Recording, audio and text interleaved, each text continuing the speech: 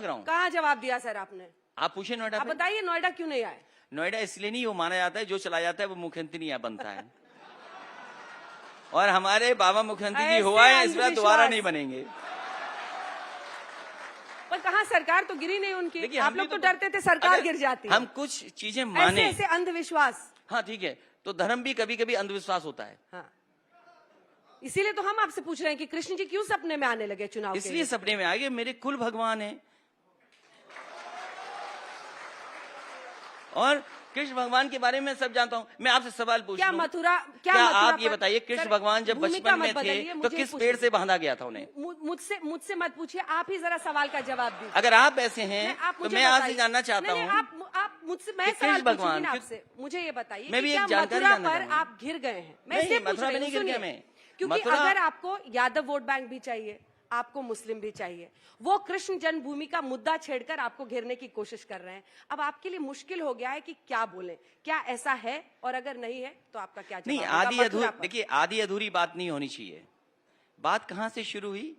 क्योंकि हमारे उत्तर प्रदेश के जो मुख्यमंत्री हैं वो टिकट मांग रहे हैं, उन्हें टिकट कोई नहीं दे रहा।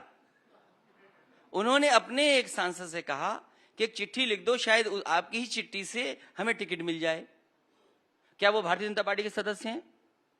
वो सदस्य नहीं है, उन्हें टिकट नहीं मिल रही है। वो ढूंढ रहे हैं कि मैं यहां से चुनाव लड़ूं, यहां से चुनाव लड़ूं। जब उनके सपने में आ सकते हैं तो हमारे सपने में क्यों नहीं आ सकते भगवान? मथुरा के मुद्दे पर आपको घेर रहे हैं, आप किस तरफ खड़े हैं? तो इसलिए क्या आपने बीच का ये कृष्ण जी सपने में आ रहे हैं वाला खोजा? इसका जवाब ये मुद्दा नहीं है, ये मुद्दा आप बना रहे हो, मुद्दा नहीं है ये। वो तो वहां का किसान पर बदलाव चाहता है वहां। और कृष्ण भगवान की वहां पर रिवर फ्रंट बन रहा था, केसी घाट पर, वहां पर रिवर फ्रंट बन रहा था। हाई कोर्ट से परमिशन नहीं मिल रही, क्यों रुकवा दिया काम? बरसाना में जो आपके केबल बन रही थी वो क्यों रुक गया काम? क्यों नहीं पूरा हुआ इस सरकार में? वृंदावन में नाला बहता था, मुझे याद है, अक्षय धाम से मैं निकला, अक्षय मंदिर से, वहां प्रेम मंदिर है, उसके बाद इस्कॉन का है, उसके बाद बाके बिहारी है, तो वहां पर नाला बह रहा था। किसने काम किया? आज बताइए, वृंदावन में जितना समाजवादियों ने काम किया उसका किसी ने किया हो तो बताइए? एक्सप्रेस वे से वो कट किसने जोड़ा? यमुना पे एक गलत पुल बन रहा था, उसको किसने हटाया? पूरी परिक्रमा को सुंदरीकरण किसने किया? पेड़ पौधे किसने लगाए? काशी कॉरिडोर हो, अयोध्या हो, मथुरा हो, एक पैटर्न आपको दिख रहा है? मैं आपसे जानना चाहता हूं। मैं आपकी बात सुन ली, मैंने, दर्शकों ने सुन ली। दर्शकों को बताना है, आपको समझाना है, वोटर्स को समझाना है। सर, आप मुझसे भिड़ के कुछ हासिल नहीं करेंगे। मैं आपसे ये पूछ रही हूं कि अयोध्या के ही मुद्दे पर उनका कहना है कि आप बुलडोजर वहां चलवाएं। स्वतंत्र देव सिंह जो उनके अध्यक्ष है वो कह रहे हैं। दूसरी तरफ बार बार वो घेरते हैं कि कार सेवकों पर आपकी पार्टी ने गोली चलवाई थी। ऐतिहासिक रूप से ये हमेशा आपको बैकफुट पर डालता है। अगर कार सेवकों पे गोली चलाई थी तो नेताजी पे एफआईआर होनी चाहिए थी। एफआईआर किनके ऊपर हुई? जिन्होंने मस्जिद गिराई उन पे एफआईआर हुई है। नेताजी और संविधान बचाने के लिए काम हुआ था। एफआईआर किस पे हुई? मुझे आप ये जवाब दीजिए। जब इतना एफआईआर उन्हीं पे हुई है तो क्यों हुई? आप मुझे बताइए क्यों हुई एफआईआर उनके ऊपर?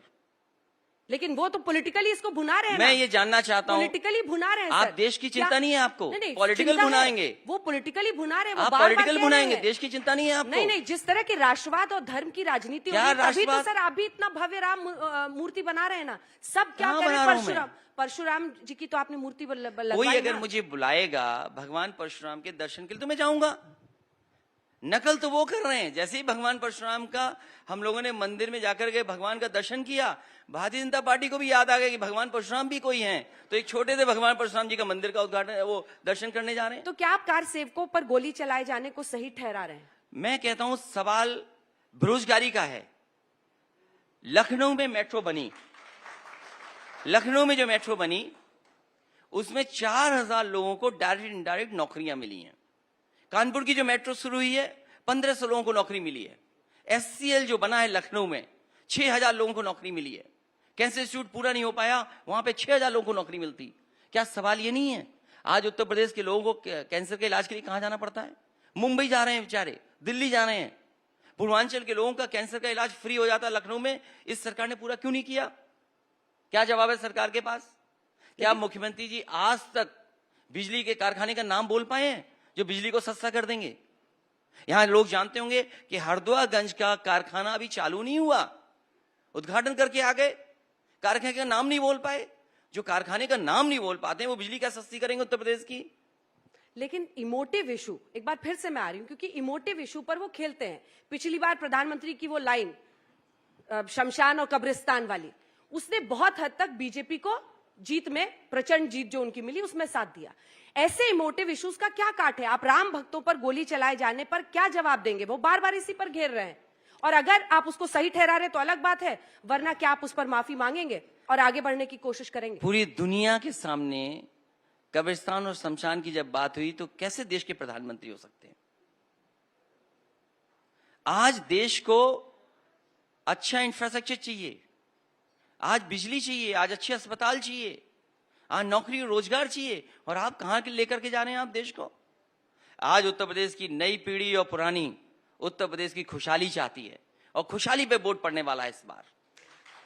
सपा का परचम गली गली लहराएगा, यूपी फिर से गीत विकास के गा